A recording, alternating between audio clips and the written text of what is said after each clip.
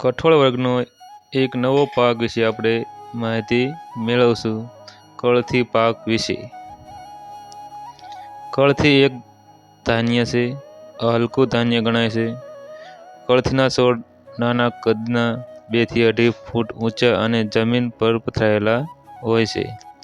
આ છોડ પર ચપટી શીંગો હોય છે.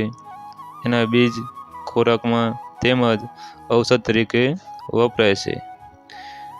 કળથીને અંગ્રેજી ભાષામાં હોર્સ ગ્રામ કહેવામાં આવે છે.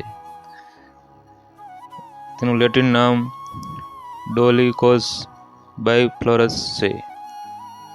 તો જો આ કળથીનું પાકનો લાઈવ વિડીયો આપ જોઈ શકો છો. આ છે કળથીનો પાક. આવી રીતે કળથીની ખેતી કરવામાં આવે છે. બિનપિયત વિસ્તારમાં આ પાક લેવામાં આવે છે. તમારા ખેતરમાં રોજ ભૂંડનો ત્રાસ હોય તો એવા વિસ્તારમાં આનું વાવેતર થતું હોય છે. કારણ કે તે રખડતા ઢોર, રોજ ભૂંડ આ પાકને ખાતા નથી. તેથી એવા વિસ્તારમાં આ કળથીના પાકનું વાવેતર કરવામાં આવે છે. આપ જોઈ શકો છો.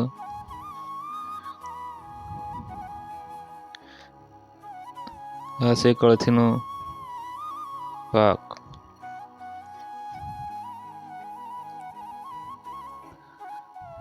એવી રીતે ફૂલ આવે છે. આવો છોડ હોય છે. કારણ કે ખૂબ જ ઓછા વિસ્તારમાં આ પાકનું વાવેતર થતું હોય છે. તેથી આપણને પણ ખબર હોતી નથી કે કેવો પાક હોય છે, કેવો છોડ હોય છે. એટલા માટે તમને આ જણાવવા માટે વિડીયો બનાવવામાં આવેલ છે.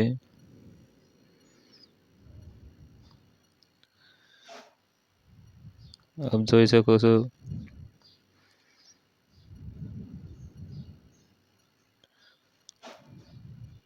કઠોળ પાકમાં મગ, મઠ, અડદ એવીની ખેતી તો થોડુંક વધારે થાય છે.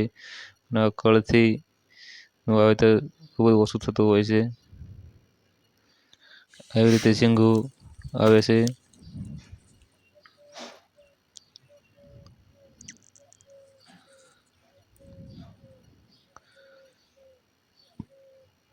એવી શીંગું હોય છે. અને બિનપિયતમાં થતો પાક છે. એટલે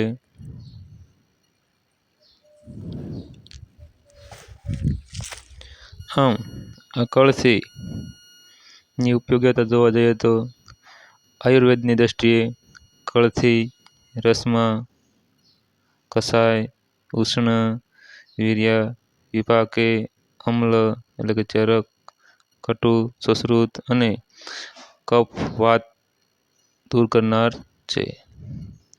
તેનો ઉપયોગ ઉકાળો, તેની દાળ, સૂપ કે શાક નિયમિત લેવામાં આવે તો પથરી તૂટી અને તેના ટુકડા થઈ ઝીણી ઝીણી બની પેશાબ વાટે બહાર નીકળી જાય છે.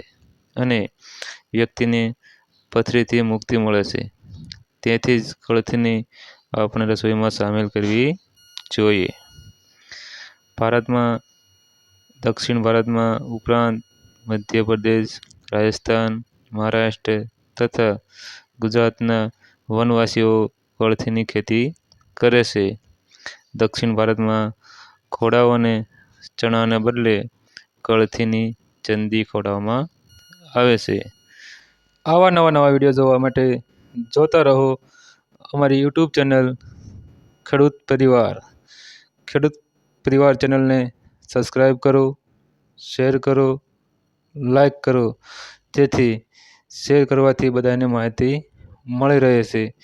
વિડીયોને નીચે જ લખેલું હશે સબસ્ક્રાઈબ, તેના ઉપર ક્લિક કરી અને સબસ્ક્રાઈબ કરવાનું રહેશે. આભાર.